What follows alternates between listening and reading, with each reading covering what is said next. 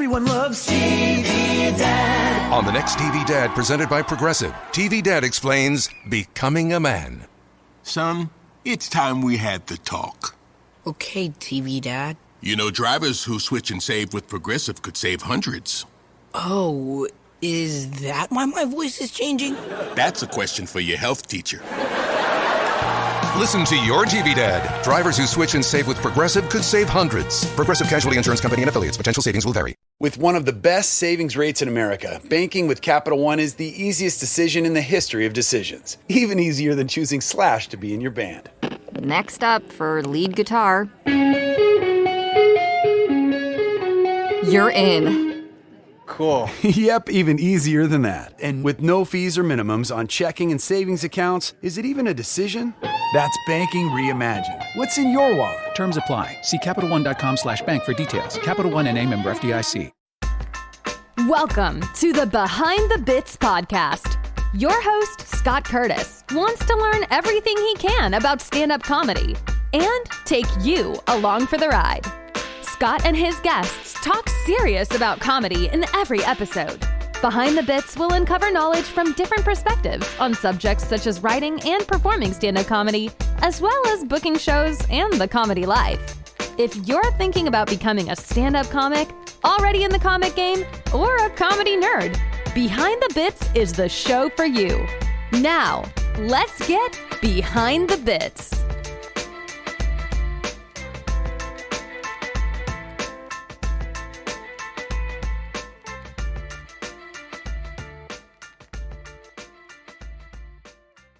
Hey, BTB buddies, before we get started here, I want to relay an experience I had with my car. As you know, I live in Huntsville, Alabama now, and I know a lot of folks from Huntsville listen to the podcast because my stats tell me so. Long story short, my car needed an engine, and I took it to a gentleman who said he could do it. Turns out he couldn't do it, so I had to take it to somebody else. I found Christian Brothers Automotive after looking around all over the place for somebody who could actually replace an engine. Boy, did they take good care of me. They communicated during the whole process. They worked with my extended warranty company, which is not a bad company, but there's a lot of red tape involved. And I know that took some time on the phone for them. They had, my car's a Ford, and they had a Ford master mechanic do the work, and also found out I needed back brakes. They took care of that. I just want to say I drove out with a car that felt like a new car. Jeff Cole, who's the owner there, took some time to talk to me to make sure that I was taken care of all right, and I was taken care of all right. And the nice thing with this is I get a 36,000 mile or 36-month warranty, whichever comes last. So that means if I drive 36,000 miles this year, I still got 2 years left of my warranty, or if I take 5 years to drive 36,000 miles, it's still under warranty. Pretty good deal. I've never seen that from a mechanic shop before. They took great care of me. If you live in Huntsville and you need your car repaired in any way, I highly recommend Christian Brothers Automotive in Hampton Cove, soon to have a location here in South Huntsville over by the Boot. So keep your eye out for that. Christian Brothers Automotive, thank you for doing a great job. All right, BTB buddies, we've got Stephen Weiner on the podcast today. Stephen Weiner is a comedy writer that started out at National Lampoon and went on to be one of the first writers for Late Night with David Letterman. He went on to work with Robert Klein, Dick Van Dyke, and write for the new Mickey Mouse Club that came out in the 90s. Stephen currently writes some great articles about classic comedy films for the Criterion Collection. Make sure you check out that link in the show notes. It was a great time talking to Steve about writing for different folks and different audiences. And it was really cool that he found Calvert DeForest, who is better known as Larry Bud Melman, before he was on Late Night. This is a really good episode. Give it a listen. Stephen, how are you? Scott. I'm fine, thank you. Let me give you a couple of quick corrections right off the bat. Okay. It was Showtime, not HBO, and it's Calvert DeForest, not Calvin DeForest. Otherwise, very good. Thank you. I appreciate that. And I'll try not to be distracted by your enormous head. Yeah. There's one thing that seems to be a common theme over a lot of the folks who did writing, especially for Letterman, in that there ain't shit on the internet about you. or anywhere else. Yeah, I mean, I did find a couple clips Yeah. where you were on the show. One of them was stupid writer tricks, and When I had laryngitis. yeah. And you and Carl were basically just sucking up to Dave. That was your whole trick. And then you did, That was a joke. yeah, you did get to do a little spot that brought forth some of the clips from King of We Z. did a couple of them. Yeah, I don't know if all of them are up there, but we did it. We did a bunch of them actually, and we got to make new clips for the specifically for the show. I don't know. Maybe we should go a little background on the film. I don't know what order you want to do. Yeah, because did that kind of get you in the front door to work with Dave? Oh, it definitely did. Yeah. The story was, I mean, we had written a little bit for the National Lampoon, but that would have been some years before. We made this short film that was originally my idea that I brought to Carl, who I'd been working with for some years, for this parody documentary about the world's cheapest movie studio of the 40s and 50s, which was going to be called Vespucci, and the movie was called King of the Z's, which I don't like the term mockumentary. I always call it parody documentaries. And so, of course, we had to make our own contemporary interview footage and also make our own black and white film clips from the actual movies. Calvert DeForest had actually come for an earlier film that Carl and I had made it in, and there really wasn't a part for him in it, but he stuck in back of both of our minds. And certainly, when we were thinking of what kind of actors you would have at a studio that couldn't afford to pay people, Calvert sort of leapt to the fore. In any case, we made the movie, and it played in an early Telluride film festival, and it got picked up for Showtime, and it ran for 2 years on Showtime as an interstitial, between features. I actually never got to see it because, in fact, in those days, Showtime was only in the upper half of Manhattan, and HBO was below 86th Street where I live, and so I never actually got to see it on the air. Stu Smiley, who worked for the Rollins and Joffe office in those days, did see it on the air, and he liked it. He reached out and contacted me, and he said, I'd love to work with you guys. Is there something that really appeals to you? I had been a big fan of Dave's morning show, and I knew that the show was coming up. I don't think it had particularly crossed his mind to bring it directly to him because I brought it up. I said, do you think there's any chance that maybe David, would look at it and maybe consider us for the show? He says, he said, I hadn't thought of that. Let me bring it to them and see what happens. Turns out that David and Meryl did see the film and they liked it, and they brought us in for an interview, and eventually wound up getting the job. That's a great story. And so I've read a lot about the show, and you come up in some of the books, and one of the things that seems to be a common theme on the Letterman show is that the writing experience was unlike almost every other show, in that it was very insular instead of collaborative, and it was almost like a 9-to-5 job where you punched in, wrote your jokes, and punched out. And that's a statement. And the question is, Dave is always has been a very private person. And one of the things that's important when you write for somebody's voice is to understand their sensibilities and understand what they think is funny. My question is how are you able to write in a situation where the host is kind of standoffish and you don't necessarily know what he wants? Well, I think there are a couple of questions let me break that into a couple of pieces. And if I forget one, come back to it. First of all, you're never writing for a comedian's private self. Mm-hmm. You're writing for their public self. Mm-hmm. The way Dave presented himself on the air is what you're writing for. Right. So I had already seen him on, regularly on the morning show. So I got a sense of what the rhythm of his style was. Mm-hmm. And I think the rest of us all picked it up pretty quickly. So it wasn't so much getting to know Dave personally as it was once you get to know his comedy persona, his on-air personality. That's what you write for. Mm-hmm. I mean, I haven't written with that many distinctive comedians, but basically that's always the case. In Robert Klein's case, I think that there was less distance between his public and private persona, but still there is a rhythm to Robert's performance, and you have to get that rhythm rather than his private conversation. So you're always writing for a specific voice, and the voice is not the person, it's their persona. I think that's the best way I could put it. Now, when you were writing, did the bits, jokes, everything that you put together, did that go to Merrill and then go to Dave, or how did that work? That's how it worked. I mean, basically there are several ways of kind of bits that you would come up with. Some would be bits you generate yourself. You present them to Merrill, see if she likes. Another would be what you might call we call the refillables, which is bits that come back on a regular basis, whether it's viewer mail or the new products, which we call in the office, the wacky pop bit and things like that. Those are always going to come back again and again. So in that case, we would all turn in pages, 10 jokes or so for a particular bit.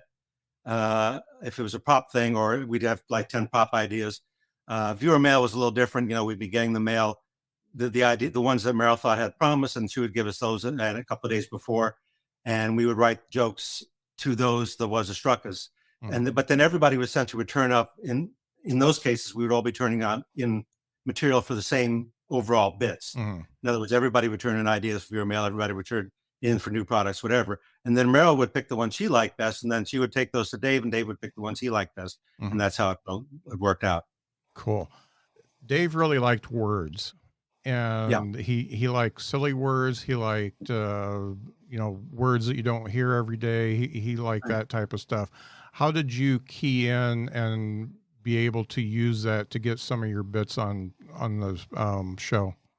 I don't know so much keyed in. I always love verbal, that kind of thing myself. I love the way he used words, and I love the kind of jokes that he did on his own.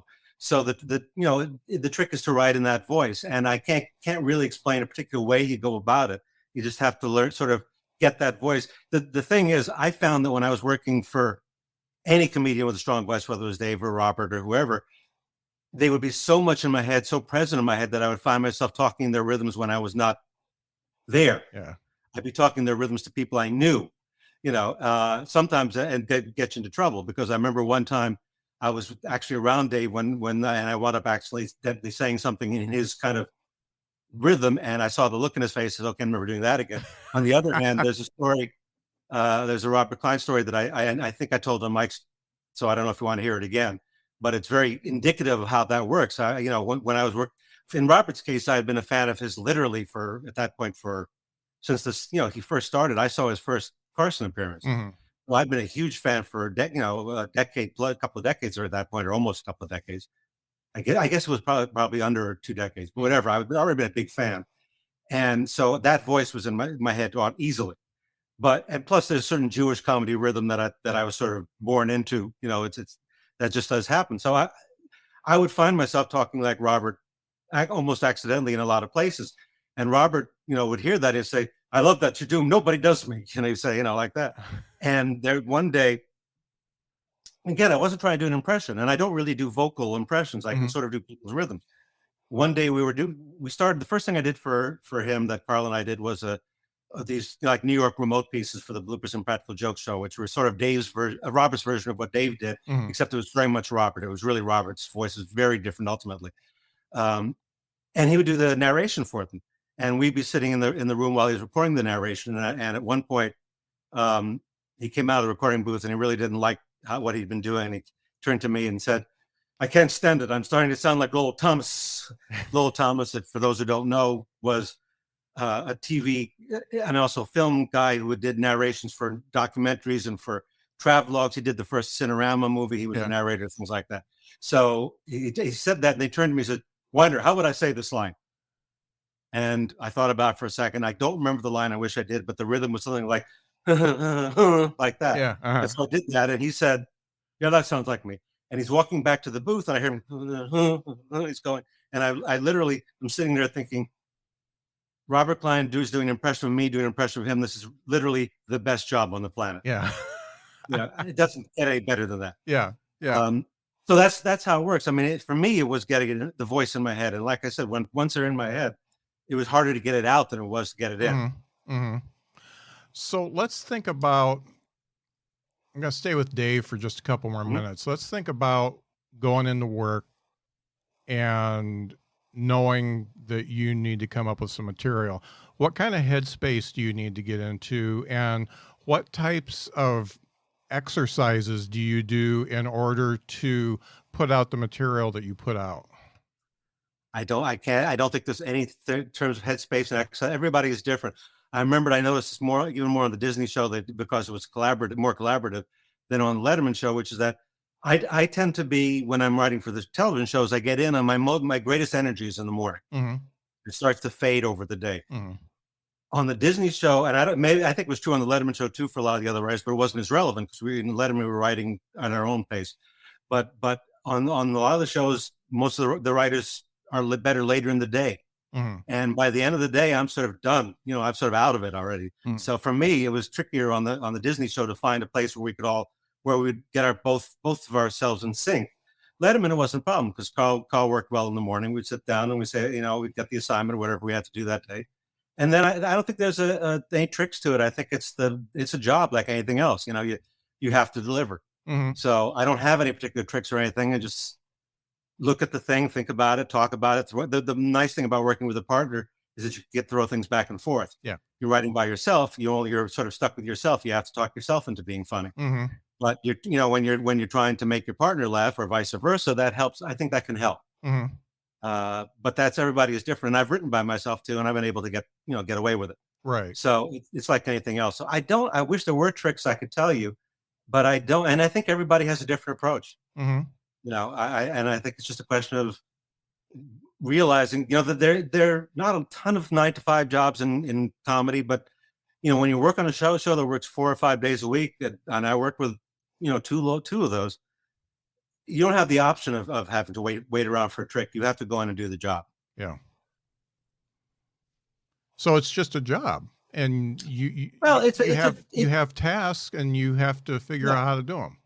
Yeah, I mean, it's that literally is, that's the job. I mean, that's what they're paying you for. I even remember very early, before the actual show went on, there was a piece that we were all working on for Dave to do for the remotes to pitch the show. Mm-hmm. And I remember we were all standing around at one point. At one point, they were already there. Dave wasn't happy with the joke. And we were all standing around trying to figure out something. And Jerry Mulligan, who had worked on the morning show and had known Dave forever, says, well, this is the job, guys. You got to come up with jokes. So we tried. Yeah. I don't know how it worked out, but we tried. And that was it. And after a certain point, hopefully you're able to do it. Uh-huh. If you aren't, you probably won't be there long. Yeah. Yeah. So let's back up and find out when you decided that comedy writing was going to be your vocation. I always loved comedy since I was very little. Mm-hmm. I loved all comedy. I loved what was contemporary. Mm-hmm. And I love the older stuff. I always point out to people that when I was a kid, kids television in the afternoon in a lot of cities, certainly in New York City, you'd be watching it. There were, contemporary hosts of these shows, but you'd be watching Laurel and Hardy, Mm-hmm. Abbott and Costello, Three Stooges, Warner Brothers cartoons, Little Rascals, things like that. So I was getting a grounding in comedy from the 30s just because that's what was on the air. And I loved all of it. I loved the old stuff, the new stuff. I originally, when I was really little, the first thing I wanted to do was to make cartoons. Specifically, I wanted to make Warner Brothers cartoons. Mm-hmm. Particularly, specifically, I realized I wanted to make Chuck Jones cartoons. Mm-hmm. And I found out that Chuck Jones was already making those, so there probably wasn't much market for me to do that. And then I thought, like a lot of kids, I said I wanted to be a comedian, performer. And then I realized at some point I didn't have any real talent for that. So my father was a writer. He was been a professional writer all his life. He was a playwright and a television writer. He wrote drama, though. He didn't write comedy. But for me, growing up in a writer's house, the notion of a writing being a job that one did was something that I could attach to. Mm-hmm. And it became pretty obvious to me by later in high school that was what I was going to make a stab at. Yeah. And in fact, I met Carl in high school, and we actually started writing together. He was about a year behind me, so our first spec scripts were written when I was in college and he was still in high school. We would send drafts back and forth to each other. Uh-huh. So that's really how we started. Yeah. So you and Carl did quite a bit together. I mean, every time you appeared on the show, you were together. So you were pretty much kind of a team Mm-hmm. as far as that's concerned. When this all culminated in King of the Z's. And, just from the clips I've seen, I fall in love with that, and I hope I can find it somehow. Well, I hope it'll be back online. It was on for a long time up on YouTube, and then it went away. So at the moment, I'm actually working to try to get it back on YouTube. So you should be able to see it. I hope at some point. The actor that you had playing Sherlock Holmes, when you're illustrating the fact that they were filming several different movies on the same sound stage, when he got so exasperated at the end and threw his hat, it was just, for me, it was a magical moment. And those guys are good. They were all the cast we had were all actors in the neighborhood actors, people who went out for those jobs. Yeah, we were luckily able to get them all back when we did the new clips for Letterman. I think everybody who was in the original, which was in '78. We brought them back in '82 when we did the new clips for the shows. So you'll see them all there again, in the new clips. Yeah. We were very lucky. And the actor we had, now you don't see him because they only use the actual clips from the black and white clips. But in the actual film, we have the interviews with the owner and the manager of the studio, and he was very good. And we have a lot of other good people in those clips too. I'm even in it for half a second, and I'm terrible, but I can't do anything about that because I had to leave a little bit of my thing in because I like the joke that led into me. But I cut out most of my performance because, as I said and now realized again, I was not a professional entertainer. I was a writer. I had while you were talking, I had a squirrel pop in my head and I had to write it down so I didn't forget it. Do you consume any of the current comedy that's going on, any of the shows, any of the stand-up? Some, but I don't say that I keep up. So very often when they ask people, their entire comedians, entire things have just gone by me. Right. But I'll find some, and I don't know if they're necessarily the best, but they're the ones that somehow get on my radar. Right. And I think there's some really good stuff out there. I do watch occasionally. I do watch Colbert, and I do watch the Trevor Noah, and I don't watch a lot of I don't watch any other talk shows particularly.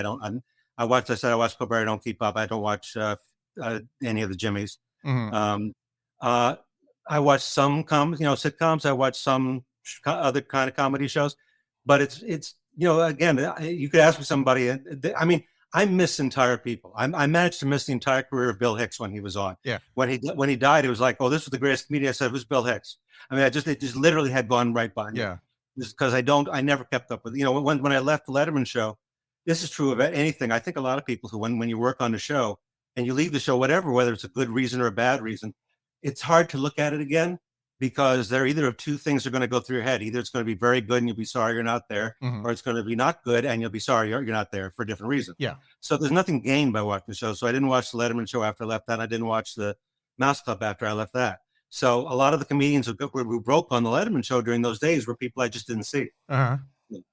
And it's funny. Your sensibility, as far as that's concerned, is so much like mine. We're outliers, and we like what we like, and we're not going to be sucked into trends, and we're just going to do what we do. And I don't get into anything that stand-ups get into. They all like to play Dungeons and Dragons, and they love comic books and Marvel movies. We didn't have Dungeons and Dragons in my day, young man. Yeah. I was a Get ready, because Scott's is taking over Daylight Saving Time. It's such a big event that we're calling it Day-Long Saving Time. And now it's got real savings. In fact, it's the biggest deals of the year. Audacious? Absolutely. So don't wait. Stock up early and you'll be able to save up to $20 on Scott's Triple Action and Easy Seed products today at the Home Depot and Lowe's. Offers available March 9th through 22nd at select U.S. stores while supplies last. Selection varies by location. See store for exact offers. If we had a Dungeon and Dragon, we had to build a dungeon and try to make somebody dress like a dragon. You couldn't just do this stuff.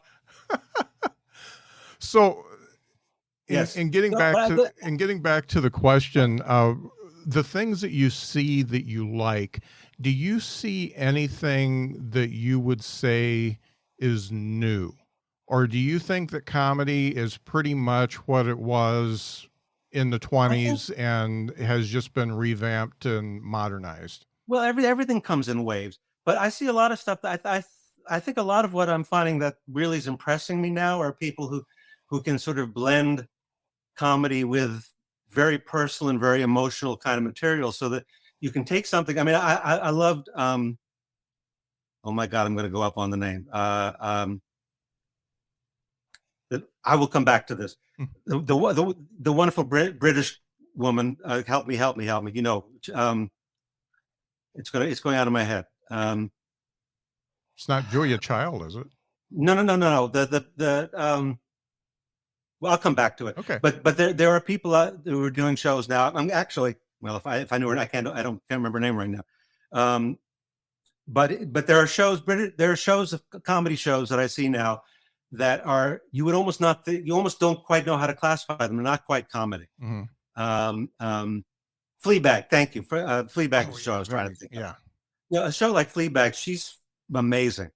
And, you know, I've seen people say, well, this is not there. I've seen people write online who are comedy writers saying, I don't consider this a comedy. Well, actually, it's really funny, but it's very bleak. Mm-hmm. But it's real and it's human. And that's something that I think there were things like that in the past, but I think they're better now. I think there's more range and more ability to sort of draw outside the lines, if you know what I mean. You know, if you're doing a show if you're doing a show for network television, you could not have done what she did in Fleabag. And you know, even now you see people are imitating that show, and some of them are good and some are not so good. Anytime you do something that's that groundbreaking, you're going to get a lot of versions of it. But you know, I see stuff now. There are things I've seen people say. You know, I'm going to have a lot of trouble with names. This is dealing with old people. We Live in the Shadows. Is that the name of the show? What We Do in the Shadows. What We Do in the Shadows. Yeah. Thank you. That's a very funny show. But I got into a dispute with somebody, and when I said to him, it's really not that different from the Munsters and the Addams Family, because the basic crust of the basic baseline of that is the same. The jokes are different, and there were jokes they couldn't have done on either of those shows. But I don't see the framework, the basic setup as being that different. You know, it's just things come around again, comes in cycles. And you could do that, you know, What We Do in the Shadows. I got the title wrong again, I'm sure. But you could do that show, you know, that in a different way now. But the fundamentals are not that different. Now, that's not meant to be a criticism in any way. That's not to say it's not a really good show. Yeah. But, you know, I love old British sitcoms, for example. And I went back and I've been watching Steptoe and Son. Oh, okay. Which was the original show that Sanford and Son is based on. If you see Steptoe and Son, it's so different from what Sanford and Son became. Steptoe and Son was about two guys who really were at the end of were sort of stuck with each other. It was kind of tragic, and it's very dark. And they couldn't have done that in when Sanford and Son was done here to that degree. But I look at Steptoe and Son, and I see more of a link between Steptoe and Son and Fleabag than I do between Steptoe and Son and Sanford and Son. Steptoe and Son is almost 60 years old now when it started in 65 and continued into the 70s. So things come around again. There are different versions. And a lot of it has to do with what the market will take. Steptoe and Son was an outlier in British TV. In their time, they had a lot of goofy, weird, wacky shows like typical network shows in America. But they got that on the air and they managed to make it work. I don't think that could have happened in the 60s in America. But now it can. Yeah. You know, you can look at the shows that use everybody uses the documentary form now, whether it's Modern Family or Abbott Elementary or all those. Now it's, you know, The Office, whatever. They all become the formats become sort of hardened like rock. But on the other hand, I think Abbott Elementary uses it, even though the rhythms are the same as The Office or the other shows, what they're doing with it and how the kind of material they're dealing seems very fresh to me. So that show, which in one way is very stereotypically structured to a standard, you know, documentary format with, you know, and somebody said, they always look at the camera with that little look like they do in The Office. Yeah, they do that. But the baseline of the material is very different. They're talking about different environment. And I've never seen the school format presented in quite that way. Right. So you can take an old format and do fresh things with it too. Yeah. Are you able to enjoy watching television, knowing you're a writer and you've written for TV. Are you able to remove yourself from the part where you're dissecting every line and the tropes and all that kind of stuff? I always remember my father saying to me he had a hard time watching movies because he worked in studios and he saw how they were made. And every time he went to theater and saw a movie, you'd imagine an imaginary clapperboard before each cut. Yeah. Right. So it's a different take each time in his head. The closer it is to material that I used to write, the harder it is for me to watch. Yeah. So, when I watch Stephen Colbert's show, my favorite part to watch are the interviews rather than the monologues and things like that. Mm-hmm. I'm not saying he doesn't do the monologues really well, but I hear those, the gears shifting of how a joke like that is written. But I haven't written. I studied other formats, but I haven't written them, so I don't have as much of a feeling about that. But it's true. I do feel like I can only watch the stuff that I think is really, really good. Yeah. And if it's a little less than good, I tend to burn out on it very quickly. Yeah. If I see something and there's a certain amount of repetition and the repetition kind of gets to me, yeah, I do. But there's a lot of ways of looking at it. People could say, well, you're just jealous because they're, whatever, like you're not working right now. Well, maybe there may be part of that true. That's true too. I have to be brutally honest about that. But I would like to think that, I'm pretty good at stuff and that if I see something that I don't think is funny, it's not because I'm jealous, it's because I don't think it's funny. Right. And I'd like to think. And it really makes you appreciate the good stuff. And I really do. And I know some people in this business who I've met who I find it very hard to appreciate any comedy other than their own. Mm-hmm. And I find that that makes me really sad. Yeah. Because it's sort of, the question is, why did you get into the business in the first place? Most people get into comedy because they loved something in comedy. And you never know what it's going to be. I had, Carl and I both had a very wide net in terms of the comedy we love. But I met people, some of the guys on the Letterman show. George Meyer, who's about as funny a human being as I've ever met in the world. George, if asked, well, what was the thing that he really loved? He said, Get Smart. Mm. And then I try to get others out of him, and it was very hard to find others that he loved as much. Yeah.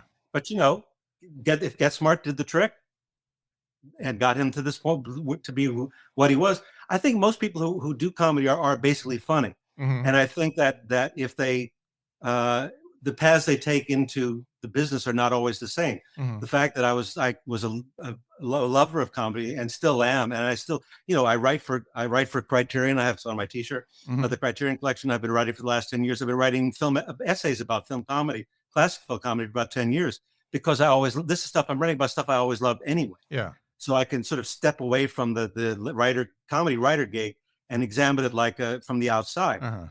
And, the way I was when I first saw, Harold Lloyd or Buster Keaton or all these people, when I just loved them. Mm-hmm. And now I could sort of look back and try to figure out why, and try to examine it and try to write about it. And I'd like to think I bring a little bit of, when they first asked me to write for them, the first thing I wrote for Criterion, I'm jumping all around, I apologize. No, that's great. The first thing that I wrote for them was actually a memoir about my father's relationship with the friendship with the author of Anatomy of a Murder. Mm-hmm. And they asked me something, and that was very much a memoir piece. They asked me to write more, and then I looked and I said, well, they have so many good writers at Criterion who can write about all kinds of things.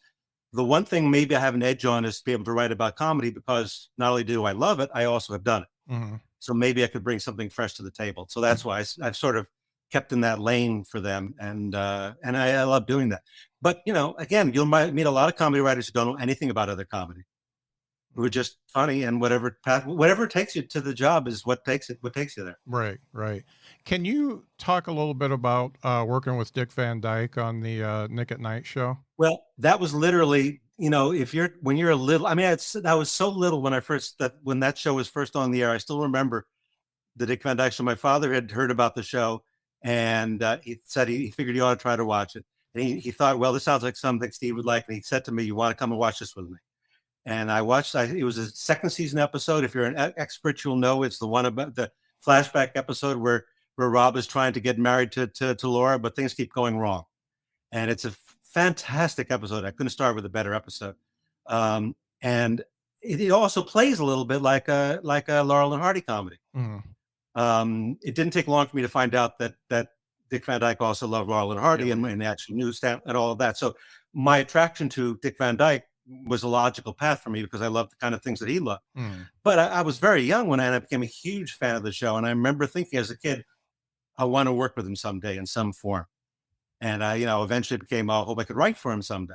Mm. But, when you get to a certain point, you get to a certain age, and no matter what's happened to you, you sort of let your childhood dreams kind of float away. Mm. And by the mid 80s, whatever, and I had already worked for Letterman. I did I guess it would have been the 90s at this point. In the 90s, I had written for both the other things I'd written for. And at that point, Dick Van Dyke was doing the mystery show that he did, the medical comedy thing, mystery. And I knew I was going to be writing for that. So I said, well, some dreams don't come true. My partner at the time, at that particular time, was Hillary Rollins, who I had met and worked with on the Mickey Mouse Club. Mm-hmm. And she had worked with Nick at Night people before she came to Disney, and they knew her there. And at that time, Dick was working as the so-called chairman of Nick at Night, which basically was him introducing shows and doing spots for the network. And they wanted to do an evening called Chairman's Choice, which was going to be Dick's own 5 favorite episodes of the Dick Van Dyke Show. And they wanted somebody to write those introductions who had a feeling for that show and for that. And they asked Hillary to do it. And lucky me that Hillary was working with me at the time. And in fact, it originally started as a series it was going to be commercial spots. And I remember Hillary called me and saying, well, Nick and I just asked me to do some commercials for them. Would you like to work on them with me? She's very smart, Hillary. She paced this very well. And she said, yeah. And I said, well, I don't know. We've done all these shows at this point. Do we really want to be doing commercials at this point? And she said, they've got to feature Dick Van Dyke. And I said, what time do you want me? So it actually turned into an actual show rather than a series of commercials. It was amazing. Yeah. He is exactly the person you would imagine him to be and would want him to be. He was incredibly nice, very open, very easy to talk to, very easy to work with. He could have easily, and I actually said to him, if you want me to go away, just say it, I will go. Because basically I was following around like a puppy dog. Yeah. Because, when you get the chance to fulfill your childhood dreams, you basically become 10 years old again, or 8 years old or whatever. So I did get that experience, and it was wonderful. Yeah. It was just a great experience. I can't say I learned anything from the experience other than sometimes your dreams come true, and it's worth it. Yeah. Yeah. Writing for Dick was just going to be like writing what we always dreamed we would be able to write for Dick. And, the thing we wanted to do with that is because most of the things they had done with him before had been pretty straight. I said, well, you've got a great comedian there. Let's try to write something funny for him. Yeah. So he tried to write something funny for him. How well we succeeded is up for grabs, but that's what we were trying to do. Did his favorite episodes match up to yours? Yes, and some of them yes, some of them no. It's interesting. Most people's list of favorite episodes, they usually talk Coast to Coast Big Mouth, which is the one where Laura says that Alan Brady is bald, and that creates huge problems. And then she has to go in front of Alan Brady, Carl Reiner, and he has that great scene with her. And he didn't pick that episode. And I thought, well, I'm sort of thinking about this, and this is just a guess. I don't want to speak for Dick Van Dyke, God knows. I thought, well, it's really Mary Tyler Moore's episode. It's really her episode. And I think in Dick's mind, his first instinct is to go for the ones in which he felt he was really able to do what he did best. Right. This is a natural. I don't think there's anything. It's not an ego thing. I think it's just a natural thing. Yeah. So, but some of the others were, I mean, I would have probably put the one that first one that I saw is still one of my favorites, but and I don't think it was on that list. I can't even remember the list anymore. It's been so long. I don't think it was one of those. Yeah. But everybody has different lists. The great thing about the Dick Van Dyke Show is there are so many great shows. Oh yeah. That if you reached in and took 5 and just threw them up there, you're likely to get 5 great episodes. Yeah, it was so ahead of its time, and I don't know how it was able to catch on. It was so far ahead. One of my pet peeves about television is in the dialogue, it always just feels like people are taking turns talking. And that was never the case on the Dick Van Dyke Show because, they would talk over each other. It was real acting, and it was real dialogue. And for some reason, even as a kid, that stuck with me. And now when I watch shows that are just more, you can just tell folks are just saying their lines, and Well, there's no emotion behind it. It really bugs me, and I tune out like right away. Yeah. I don't like comedy shows where I actually hear the punchlines, this where I can feel the machinery grinding. Oh you know yeah, what I mean? yeah. But and the thing, one of the, I mean, I spend the whole hour talking about the Dick Van Dyke Show too, and probably shouldn't. But Carl Reiner always said the difference between ours. One of the ways you could mark the difference between our shows and other shows is that people would come in Monday mornings and they would have their boardroom, their meeting room, and they would say, "What?" And the producer would say, "What have you got for me this week?" And Carl Reiner said we would come in on Monday, and I would say to the writers, "What happened to you this weekend?" So a lot of the episodes of that show came from real things, even the ones that seem outrageous. That Richie's being chased around the garden by a woodpecker. That happened apparently to Rob Reiner. It was being chased when he was a kid by a woodpecker, and Carl Reiner saw that and said, "Oh, we got an episode here." So that was the way they worked. What a genius, making Richie a little prick. That's not fair to Richie. I worked with Larry. He was on our show. He was on that show. He was a very nice man. He wasn't a little prick. He was just a real little kid. Yeah. He didn't talk in punchlines. He didn't talk in gags. Right. Yeah. He talked the way kids talk. It was natural. To be fair, Leave It to Beaver kids did not talk in punchlines either. So he wasn't the first one either to do that. Yeah. But no, Richie did not talk. It was not a little prick. That's not a nice. Yeah, it was. It was one of the first shows that showed a child as a child versus the wind up doll that's acting like a child. Absolutely. Yeah. Let's talk about Robert Klein, because so he pretty much stole you from Letterman, right? No, we'd already been out. We've been away from the show for some time. Okay. What happened was we'd left the show, and we're looking around, and it's tough if we don't go to California. Neither of us really want to live in California. There wasn't, so not that much in New York. But Robert was going to do these remote pieces for the Bloopers and Practical Joke show, and he called Barry Sand, who he'd known for ages. And he asked Barry, he said, "Look, I'm looking for some writers who might be right for me to work on this project." And Barry said, "I got the guys for you." And he gave them our names. And again, personality difference, with Dave you talk to occasionally in the hallway. But in the case of Robert Klein, Robert picked, I literally picked the phone one day and I had Robert Klein on the other end. And he said, "I'd like you to come to work for me." And I said, "Haba." And I said, "Sure." "Yeah, sure. Fine, love to," and I told him what a fan I was. And, we came to because we were doing this show was very out of the back of a van, the show, what we were doing, because there was no studio. It was, we were doing remote pieces. We did them we would meet in Robert's, he had an apartment on Fifth Avenue in those days. We would meet in Robert's house to put the thing together, talk about it. And then we would go out with the remote crew and shoot it. We never saw the inside of a studio at that time we were doing that. We did later when we did the talk show. But that's how we did it. There was just Robert and Carl and me. And each week or whatever, we'd get together, try to come up with an idea. And we really would work on them together. We would put together loose scripts. So we would put the scripts together, but Robert was very much a part of it. We would do the typing later, but he was always very much involved. So it was very much his voice. And then we did that. And then later on, when he had the talk show, he called us back to work for him on that. The talk show, one of the things I watched a few of the interviews that are up on YouTube. I watched Jerry Seinfeld and I watched Gil.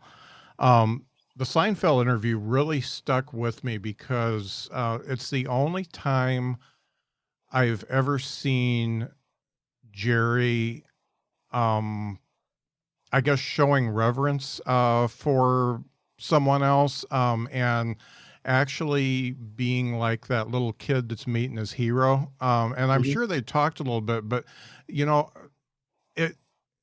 see Jerry on any other show, and he doesn't do that many talk shows, but you see him on any other show, and even his show, he is it always seems like he is either higher in stature or equal to who he's talking to.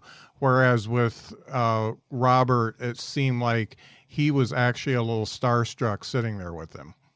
Well, that one I can almost give you a little background on, because I didn't know Jerry well, but I knew him a little bit because my Carl was trying to also be a stand-up comedian around the time that we were working together, and he and Carl would work at the comic strip, which is 2 blocks from where I still live, So I would go down to see Carl there, and then Jerry was sort of the big guy there at that time. He was really breaking then at that time. But he also would, Jerry would also occasionally do the mic open, the mic nights, the first night when Carl would be working out stuff.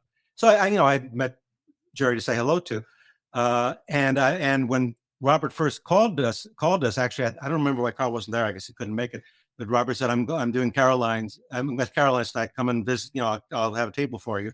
Come and we'll talk after the show." So I went down there, and Jerry was at the table with us. He had been put at the table with us. So I got to talk to him a little bit, and we talked about Robert. And Jerry said point blank that Robert was his one of his top comedy heroes, maybe his very top comedy hero. And you can see it in his work, and in a good way. It's never stole anything, but the influence of that observational style that Robert pioneered to a large degree, you certainly see that in Jerry's work. And I think Jerry was the next step. I think it was just Robert and Jerry. But what makes me sad now is there are a lot of young comedians who I think don't know Robert's work. And some of them do observational comedy, and they may think at the back of their minds, well, maybe I'm maybe a little bit like Jerry Seinfeld, but they don't even know the line that got to Jerry that got to them. Yeah. You know what I mean? That makes me sad. I really wish more people knew Robert's stuff, and there, it's out there. You can still find it. You get a box set of his HBO specials. You can get his records. You can get, you can go on YouTube. There's a little bit on YouTube. He's pretty good about keeping his stuff, the copyrighted stuff off of YouTube, but there's a little bit there. Yeah. That makes me sad, but I hope people can reacquaint themselves with Robert Klein. I want to make you a little bit happy because I've talked to somewhere around 140 stand-up comedians during the run of this, and a lot of them do the homework. Especially the ones who do well. I talked to this, I think it was like 22 when I talked to him, this kid from Chicago, and he knew everything about Robert Klein. He knew Moms Mabley. Wow. He knew everything back, and he was a voracious watcher of them and understanding the craft and understanding what worked then that could possibly work now. So a lot of them actually do. Now, a lot of them you see on stage, maybe not. But a lot of them that I look up, I see some meat on the bone there, and I don't have just anybody on the show. I have the ones I have the ones that I think are actually a true student of the craft, and I tell you, a lot of them actually will list Robert Klein as one of their major influences. That's really good to know. And they're 25 years old, and that's great. So there's always those people out there. As an old comedy buff, I remember. Well, now he's not that young anymore. But with the early days of the internet, somebody started a Charlie Chase fan page. The great Hal Roach comedian Charlie Chase. It was like an 18-year-old kid. Yeah, and that made me really happy. It was like that. A lot of us are made very happy by that. So the people do find them in the same way that when I was a kid, we used to trade radio shows on reel-to-reel tape with each other. We listened to Jack Benny and Fred Allen, Edgar Bergen, and whatever, and that was already 20 years before our time. So there are always some, and that's good. They will always find that. And I think there's more than you think, and it makes me feel good because those are the ones that I grew up with too, and they form my sensibilities. Now, when you were working with Robert on the talk show, what was your duty there? Were you working on monologue, but were you also? That's a really, really good question, because because when we first came to work on that show, our original producer, the late Joe Cates, was death against doing comedy sketches in the show and things like that, with comedy bits. So I'm not sure why we were there. To a certain extent, we were there, if we could come up with something that would help the show, or if we could give Robert something. We certainly didn't work, by and large, we didn't work on the monologues. We might give him a joke here and there to, might give him an ad lib, as one does occasionally, to do on one of the guests or something. But, I think we were almost more like comedy advisors on the show. I mean, we would sit in the edit room with him, and go over when he was editing the show and see, but I think he liked having us there because we knew what we were doing. We kept fighting to get more comedy bits on the show. Ironically, when Joe left the show and another producer came on, the problem was they could no longer afford to have union writers on the show anymore. So they hired two young writers who at that point had not gotten their first union gig. So they were able to work there, and then they had sketches on the show. So it was very frustrating because, well, we didn't get a chance to do our sketches.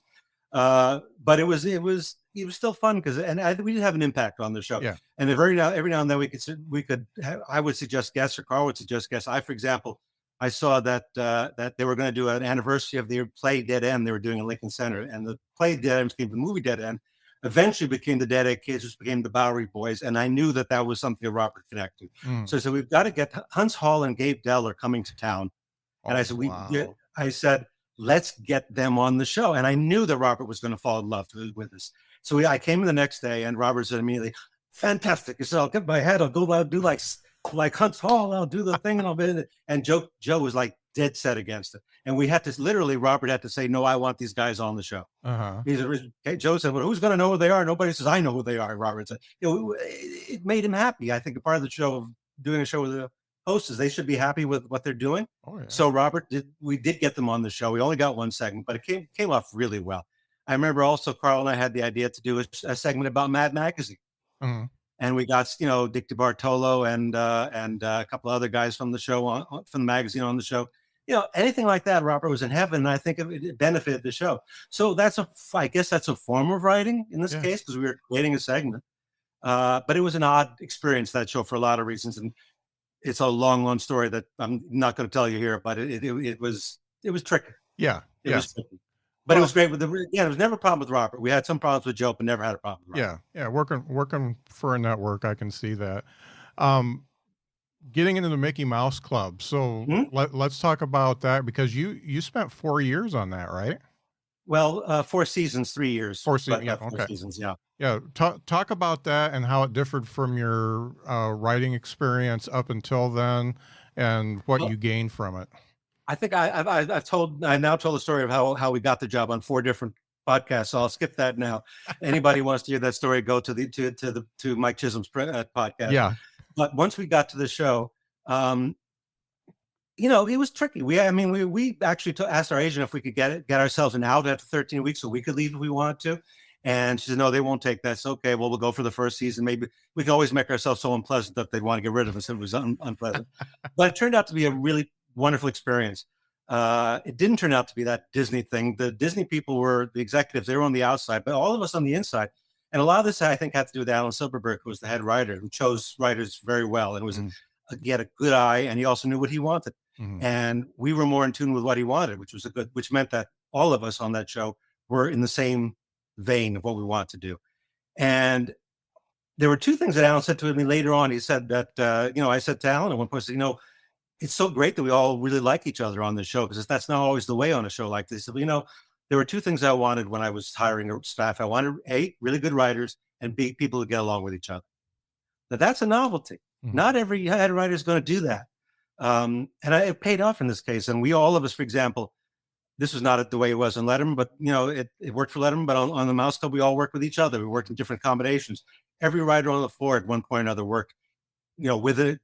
Not only with who they originally worked with, they worked on their own. They worked with the other writers in turn, or 3 writers might write a sketch together. It could be anything. And I found as a writer, for me, it was really interesting, because I would find that when I was writing with a different writer, my writing would change a bit. We would find like a midway ground between our 2 styles, and we'd create a third thing that was not the same as the 2 things on their own, or the same thing as what Carl and I did. And I think that benefited the show. It certainly benefited me as a writer. It made me feel more confident. Eventually I would go on to write a bit on my own, and also to write with Hillary and write in other combinations.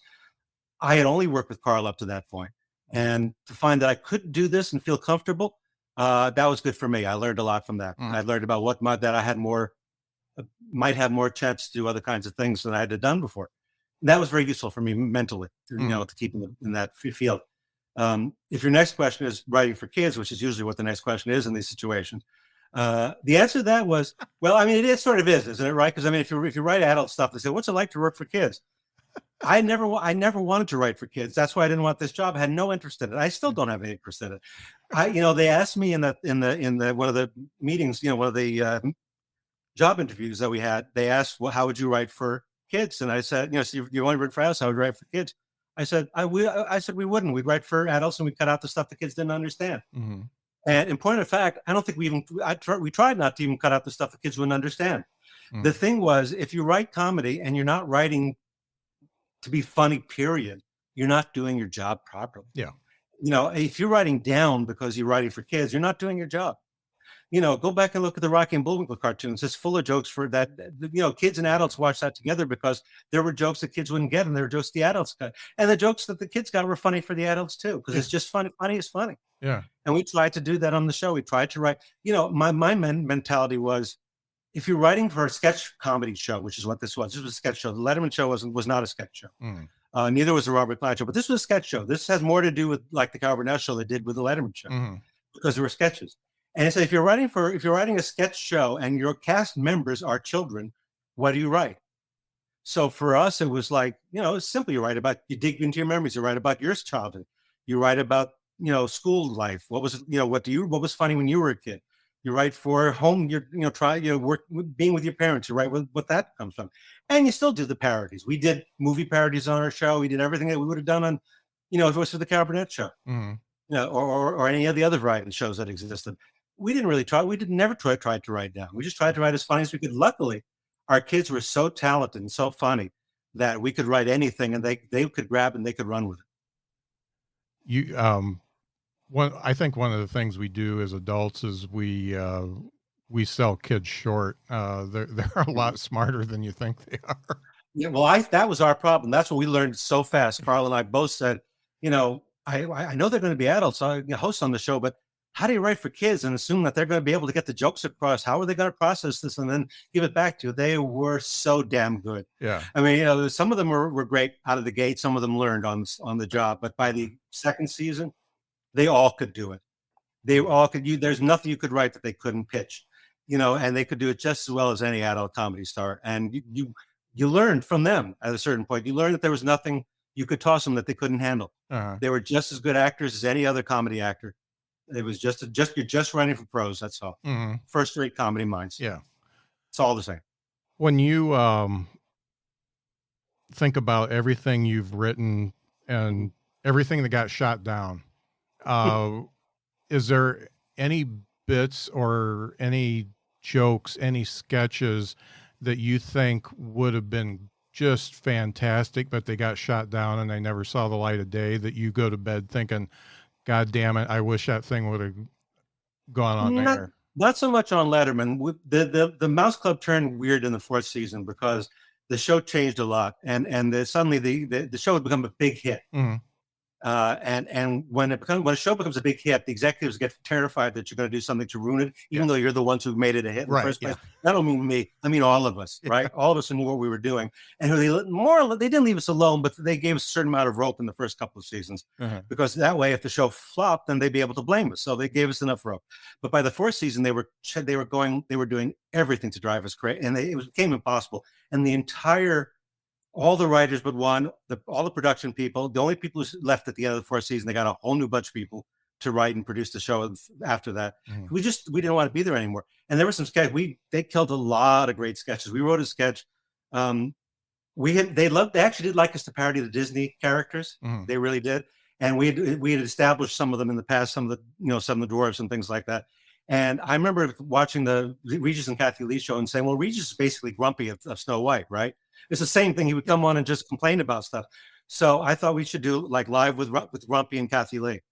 So we wrote a sketch the premise was Grumpy and Kathy Lee. It was me. I wrote it with I think with Hillary and a writer named Glenn Rabney, and it was really funny. And I don't say that often, but this was a good sketch. And they actually originally had told us to go ahead and do it. They had okayed it. So after we wrote it, they said to us, but Disney, ABC is owned by Disney, and what if Regis Philbin doesn't like this and he gets mad? Well, first of all, if you ever watched his show, he loved it when people made fun of him, because then he would complain about it and become a joke. Yeah. So we all knew that if we did this sketch on the air, not only would he love it, but he would complain about it. He may run a clip on the air and would do us nothing but good. Yeah. But they were so terrified they killed it before we could shoot it. And there were a number of things that fourth season that were like that, but that was the one that really ached me because it was really good. It was a very good sketch. We had one of our Mouseketeers, Mark Worden, who had played Grumpy before, and I just knew he was going to knock it out of the park. And we didn't get to. And also Lindsay Alley, who who was very good at playing the kind of plastic people that I won't say, the real person, but, the original person was a little bit on the plastic side. And it would have been very funny. And that one irks me. Yeah. I mean, there were gags that we wrote for Letterman that I can't even remember anymore that I wish we had gotten, but that's always the case, And sometimes not the ones you don't love are the ones that get on the air, and sometimes they're the ones people remember. Yeah. Yeah. Okay. Let's say I'm 22 years old and I want to be a comedy writer. What books would you recommend that I read? What would you recommend I watch? What would you recommend in general for somebody who wants to be a comedy writer? It's so different now than it was when I was starting, where other people, they always say that. I'm sure when I was starting, I'm sure the Caesar writers said, well, it's so different, but it really was, because now between YouTube and TikTok and everything else, there are people out there who are constantly trying to be funny all over the place. Yeah. If you want to be funny, get a track. When we made our film, it was not easy to make a short film. It was not that easy to get it seen. So I don't think I would tell people to watch so much as to read books or stuff, but expose yourself to everything that's out there, and then try to figure out what's funny to you, and then try to do it. Then try to wipe it all out of your head. You won't wipe it all out of your head. It's still in the back of your head. But just say to yourself, what do I think is funny? And try to be funny. And I don't even know where to go right now to catch attention, because the trick about becoming anything in comedy is you've got to snag somebody's attention. Yeah. And I've always said the problem with that is that the people who are in the business, when they're trying to hire people, they're not really looking to see. They're not looking to say, why should I hire this person? They're really trying to look to you first to say, why should I not hire this person? Yeah. And it's not because they don't want to give you a chance. It's because like 600 people for every gig. Yeah. Oh yeah. So it's really, somebody has to really bounce above. And everybody gets in a different path. So I never know what to say to people. I always think it's kind of hard. I always say, make yourself undeniable, but that's so hard. And I think it's probably harder now than ever. Yeah. Because I see stuff on YouTube or TikTok that makes me laugh. And I don't know why these people are not necessarily on a TV show, or they are, you know what I mean? Yeah. It's tough. I can't even post a joke. I wouldn't even know if I were writing on a show now how to do it. You'd have to cut yourself off from social media. Because sometimes I'm going to write a joke on Facebook, but before I post a joke on Facebook, I want to see if anybody has done it first, or some version of it. I do the same thing. 9 out of 10 times there's been a version of it by somebody. Yeah. Either a professional or somebody who's just funny. Yeah. Yeah. So it's tough. It's tough.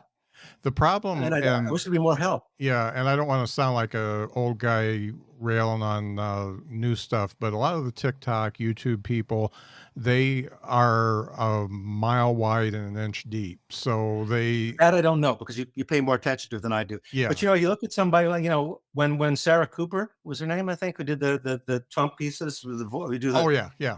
When she sort of bounced out of the thing and people started knowing her, she was doing it on her own. And I looked at that stuff. This stuff is freaking brilliant. Now, I know she's doing other things now. I know what the next thing, we'll sort of see what you can move beyond that. Yeah. But somebody could do that now, and that's I guess a version of sort of what we did with our movie. But she was able to do it in her house. Yeah. With a camera, with a phone. Right. And you shouldn't have to raise the money, and that's great. But it also means that everybody else is doing it too. Right. There are a million people who want to be Sarah Cooper out there. Yeah. And I think a little bit of it is that you get your shtick, the thing that makes you popular, the thing that gets people's attention, and you just hang on it for too long. It's just like TV. I mean, it's a kind of a jump the shark type thing, except for you don't grow and your comedy doesn't grow with you. I mean, when you look at Robert Klein's first special versus his last special, that's a different comedian. Yeah. And it's because he learned and he grew. Well, but to be fair, because everything is a case by case basis. Very often, the people who make the shows don't want you to do anything new. Yeah. If they've hired you for something, that's what they're paying you for. And they say, but I want to try to do this and this and this. And then you don't get that option. Yeah. So I don't necessarily think that people are necessarily clinging to their bits. I think most people who create comedy really want to do a broad spectrum. They want to do all kinds of things.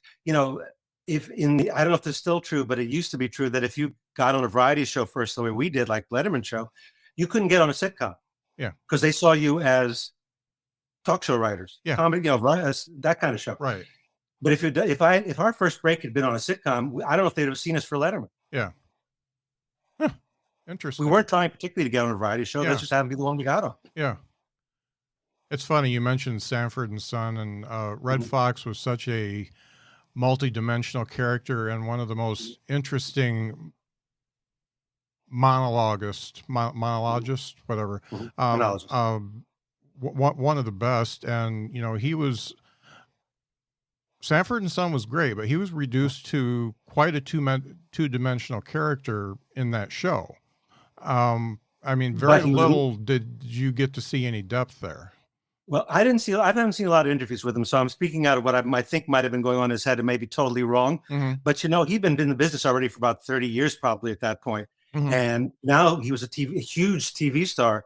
I think he was probably okay with it. Yeah. Now, he may have wanted to expand, you know what I mean? He may have wanted to expand, do other things he may not have gotten a chance to do. Yeah.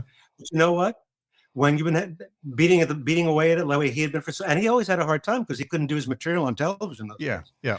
He was doing what they used to call party records, which was the blue material that he did. Mm-hmm. That's what he made his name on, but they wouldn't have you on TV if that's what you were doing in those days. So for him to break through at that point in his life, I bet it was a wonderful thing. Yeah. But that's me going into his head, which is not fair. Yeah. It's just, it's interesting to see to me that these people who were so great, there's a show on right now that, I think is doing the same thing to another comedian that is also very good. And it's just, for me, it's just kind of sad. And you don't get to see the full person. However, I know that they're doing what they need to do to make a buck. And here's the bottom line. The comedy is a business like everything else. Yeah. And, the degree to which you get to do your zone, to do the things you really want to do are subject to so many. Yeah. I really felt I was very lucky because I felt that Letterman was in my wheelhouse. It was something that I loved anyway. It's not everything that I was able to do, but it was something I could do. Mm-hmm. And, the other stuff that I've done have been other facets of what I've done.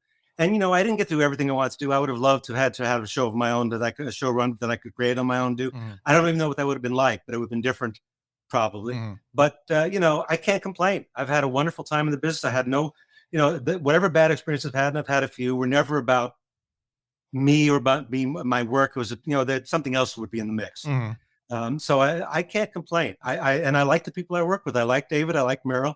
I really like Robert Klein. I still think of him as a friend. Mm-hmm. I like most of the people I've worked. The people on the Disney show, the kids on that show are all in their mid-40s now, which is terrifying. Mm-hmm. But I talk to them and see a lot of them still all these, after all these years. Yeah. So, I've had some incredible experiences. I always said I had the best experiences and the worst experiences of my life on television. Yeah. And they were usually on the same show. Yeah. Which gives you an idea what this business is like. Yeah. Yeah. And that is true, but it usually was not about the people. It's usually about people.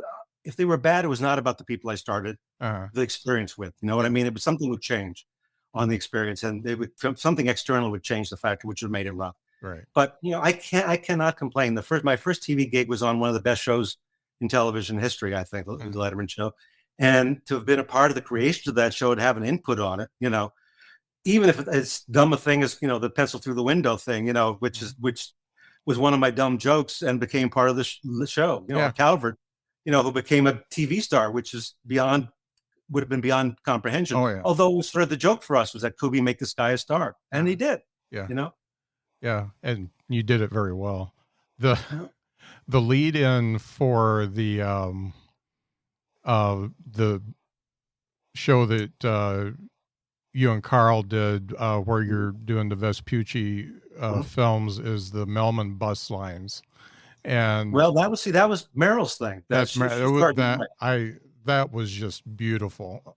We wrote Meryl created the idea. She created the name Larry Butt Melman. That was Meryl's. Uh-huh. And the first Melman bus line ads were hers. But then we started they want to do them with Calvert, and we wrote all the ones that Calvert is in. Uh-huh. She'd written the ones before that.